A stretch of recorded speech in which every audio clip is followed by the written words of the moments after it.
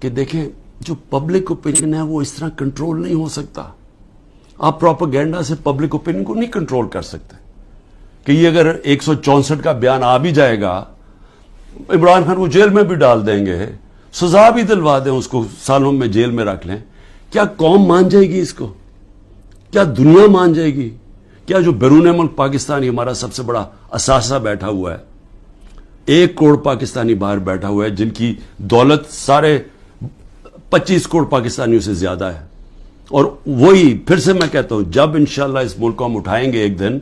تو وہ ان کی انویسٹمنٹ آئے گی جو بچائے گی شروع میں پاکستان کو، اور پھر دنیا سے انویسٹمنٹ آئے گی. تو میں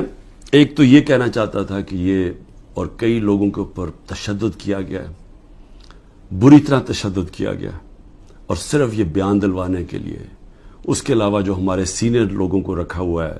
جیلوں کے اندر ابھی تک